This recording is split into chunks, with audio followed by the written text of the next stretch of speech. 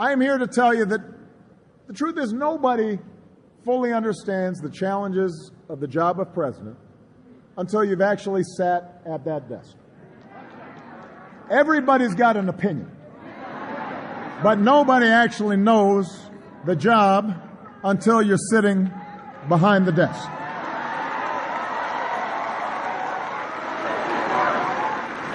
Everybody can tweet, but nobody actually knows what it takes to do the job until you sat behind the desk.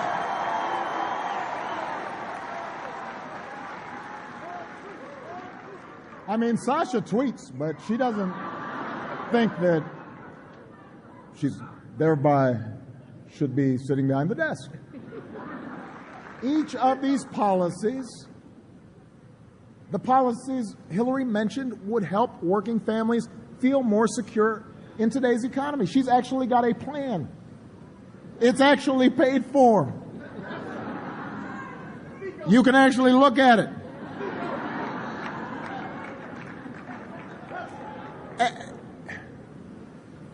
Now, the fact that we haven't gotten all these ideas done, it's not the fault of immigrants or unions or some liberal socialist scheme.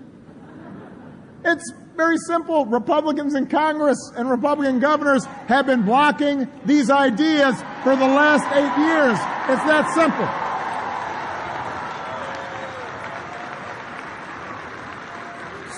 So, look, I just want to be clear. Not everybody votes on the economy. I understand. There are other issues.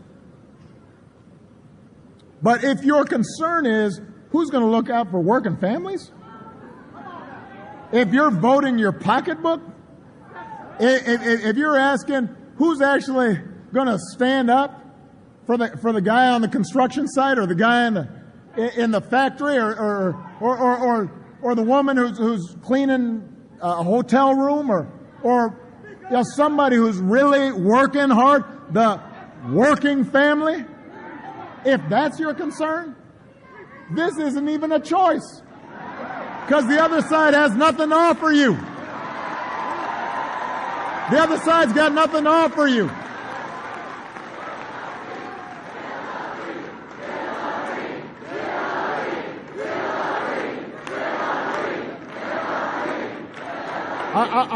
I'm going a little off script here, but I just want to repeat this. If your concern is working people, then this is not a choice. I don't care whether you're white, black, Hispanic, Native American, polka dot, male, female. I don't care. If what you care is who's going to be fighting for ordinary folks who are fighting for a better life for themselves and their children, then I don't know how you vote for the guy who's against the minimum wage, against unions, against making sure that everybody gets a fair shot, against legislation for equal pay, against sick leave and family leave, against all the things that working families care about. So if you're voting for the other team, it's not because of the economy. It's not because of the economy. You gotta be clear about that.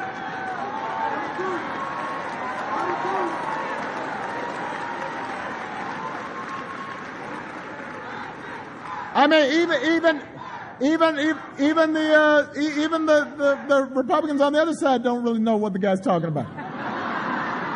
They really don't. They really don't. You ask them, they're all like, I don't know. And then they kind of duck the other way. Am I joking? No. Hillary mentioned how we operate on the world stage. Now, let me just say, I know the other guys talks about making America great again. America's really great.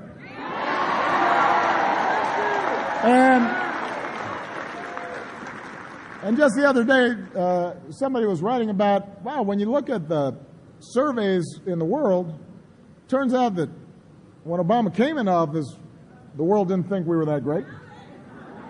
But now they think we're the greatest. They think we're the strongest. They think we're the best positioned. We were in a hole before I came into office, but right now the rest of the world thinks we're pretty darn great.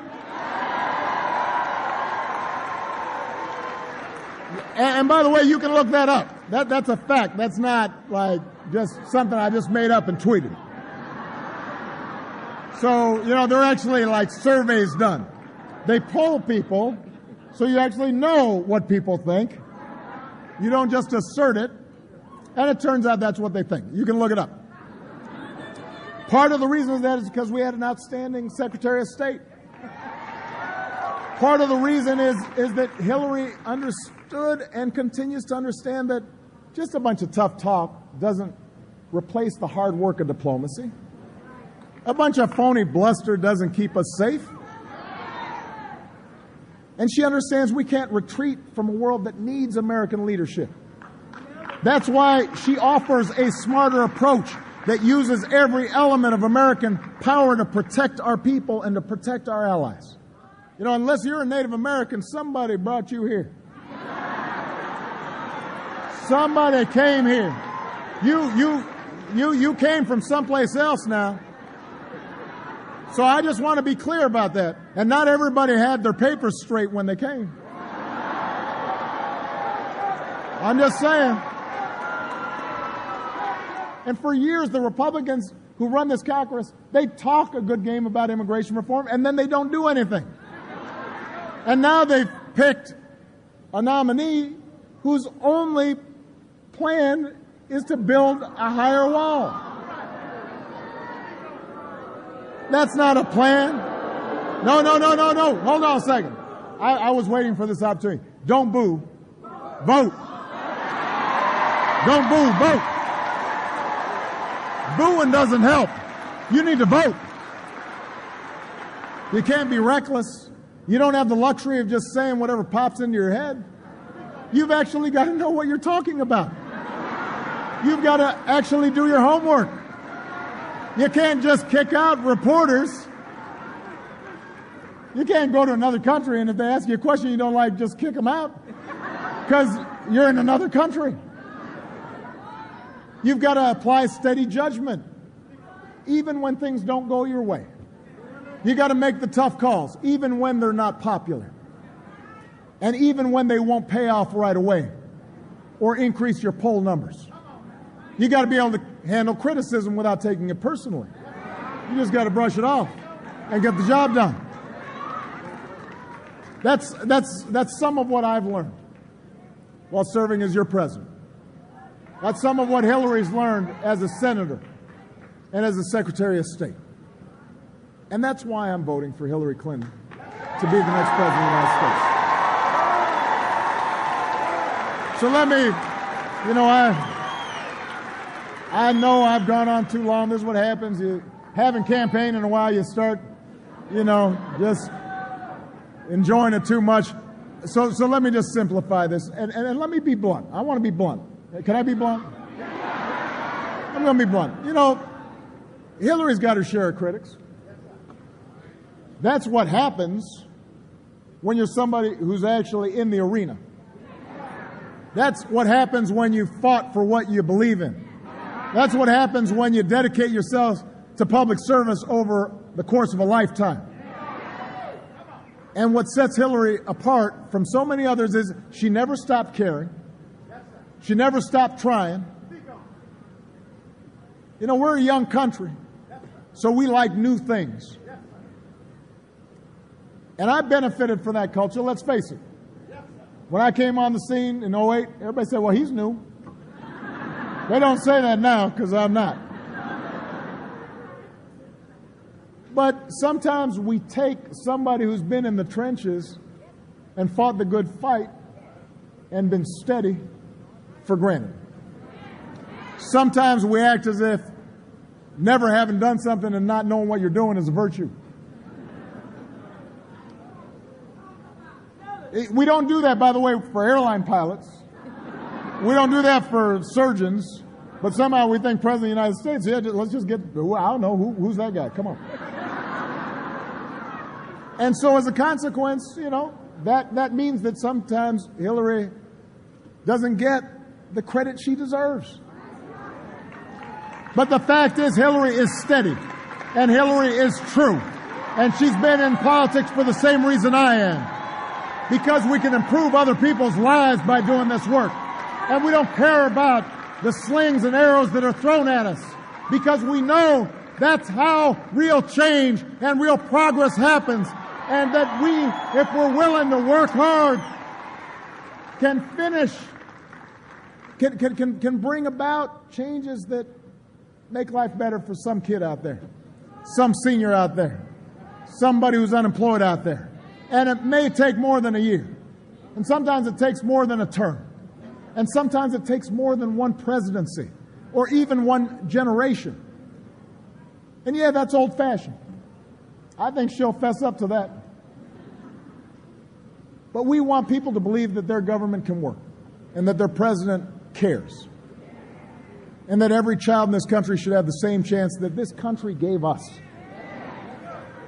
Because we weren't born with a silver spoon. And we know that behind all the division and sometimes angry rhetoric of this election year and all the petty bickering and the point scoring and the punditry, the ordinary Americans are good. And they are generous. And they are hardworking. And they got an awful lot of common sense. And we share a certain set of common values and hopes and dreams. That's why I ran in 2008. And I believe in those values and those ideals more than ever. And I believe in you, the American people, more than ever. And I am more optimistic about our future than ever. And that's why my faith is stronger about the simple American ideal as old as our founding. The people who love their country can change it for the better. I have seen it happen. I have run my last campaign. And I couldn't be prouder of the things we've done together, but I'm ready to pass the baton. And I know that Hillary Clinton is going to take it. And I know she can run that race.